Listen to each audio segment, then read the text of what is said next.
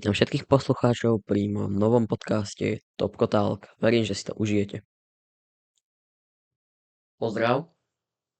Čaute ľudia. No, pre teba som si tu dneska pripravil do tohto podcastu nejaké otázečky, takže som zvedavý, ako na ňo odpovieš. Verím, že si sa tešil do tohto podcastu. Yes. No, typni si, koľko máme tých otázok. 10, 15. No, 11, ale OK, nevadí. Takže môžeme na prvú otázku. Prvá otázka je, prečo si kúpil Kukrin G2 a čo ťa k tomu viedlo?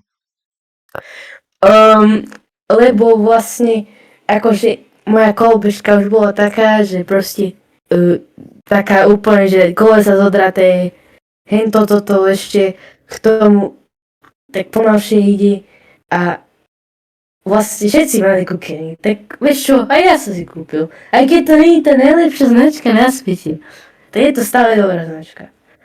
Však prečo nie? A koľko máš tú starú kolobežku? Koľko si už mal rokov?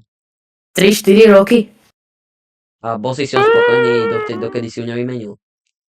Celkom, hej. OK, a môžeme sa spýtať, koľko stála tá tvoja nová Kukrin? 460. OK. Takže si s ňou spokojný. Hej.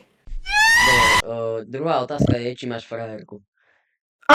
To nemám. To nie. Chcela si mať. Dobre. Koľko chceš mať detí? 1 alebo 2. 2 max. Ako by sa volali, kebyže je to dievča, alebo chlapec, alebo dievča, chlapec? Chlapec by bol, že Jožo a Oliver. OK. Jožko. No, Jožo Kysel. Dievča by bola Andrea a Vivien, vieš čo? A dievča chlapec určite Vivien a Oliver. Alebo Jožo. A tak, vieš. Teraz tretia otázka, či štvrtá. Blond alebo brunet? Brunet. Brunet sa ti viacej páči, hej? Hej. A čo sa ti nepáči na blondínach? Otrávne. No a hovorí sa, že sú blondíny sprosté, ale asi neviem. No, ďalšia otázka je, čo ťa viedlo k tomu robiť beaty? No, videl som na YouTube a na TikToku proste, že ako tam ľudia robili beaty, tak som si na mobil stiahol, že GarageBand, že taká úplne zadarmo, je to len na iPhone. A vlastne akože ja som sa na tom učil, akože dosť dobré beaty som robil, ale potom som si stiahol FL Studio, veď to vyzeralo, ako keby som išiel pilotovať lietadlo a ja som vôbec nevedel, že čo je čo, tak som taký úplne na hovno beaty na začiatku robil a teraz robím také dobré. Už také lepšie celkom. Tak som sa cítil, ak si hovoril, že sa cítiš jak v tom letadle, tak som sa cítil v aplikácii Photopea. Ale OK. Dobre, a chcel by si do budúcna robiť tiež beaty alebo nejaké songy, pesničky a tak? Yes. A baví ťa to teda? Hej, celkom ma to baví, ale nemám žiadne nápady. To ani ja na video. Dobre. Aké plusy a aké mínusy má tvoj PC? Môj Čo by si na ňom PC? zmenil? Takže akože kamera je dosť zlá, som si musel kúpiť webkameru. Potom baterka trošku taká, že menej vydrží, jak minulý rok, akože dosť rýchlo sa vybije a potom prehrieva sa. Ale na to som si kúpil tú chladiacu stanicu pre počítač.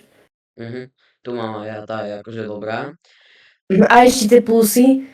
No. Celkom dobre sa na tom hrajú hry, akože má tu dobrý procesor. Strašne, akože dá sa na tom hrať CS-ko, Minecraft, akože hoci také hry sa na tom dajú hrať normálne. A čo by si zmenil na svojom počítači? Neviem, určite by som ešte zmenil určite tú baterku a trošku tej grafiky, tak iné, vieš, také lepšie. Napríklad nejakú Nvidia? Hej, lebo teraz to je, že AMD Radeon. No tak pohode tiež. Dobre, ako je to s vodičiakom na motorku? neviem, rozmýšľal som a akože určite, keby som chcel počkať tie 2 roky, tak by som si spravil v 15, ale možno počkám 3 roky. Teraz, kebyže sa ťa môžeme spýtať, koľko máš rokov? 13. OK. A akú by si chcel konkrétne model alebo značku tej motorky krosky? To ešte neviem. To Ešte ešte neviem. To je tak... To vôbec neviem. OK. Posledná otázka je, na akú strednú školu chceš ísť? Aj keď je to ešte možno nejak skoro, tak na ako by si premýšľal? To vôbec neviem, ale určite skôr na tú biologickú časť. Mhm. A teraz bonusová otázka, keďže bude to vysvedčenie. Aké budeš mať ty vysvedčenie? No, tak bude tam i solo 2 a 6 kosaté jednotky. Mhm. A tá 2 je zo Sloviny. Mhm. A ešte tak malý bonus, tvoji kamaráti budú mať tiež dobré vysvedčenie? No, akože dobre, celkom.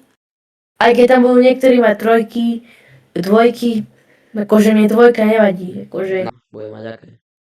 neviem, asi 1 2, alebo 2 2. Aha, aha.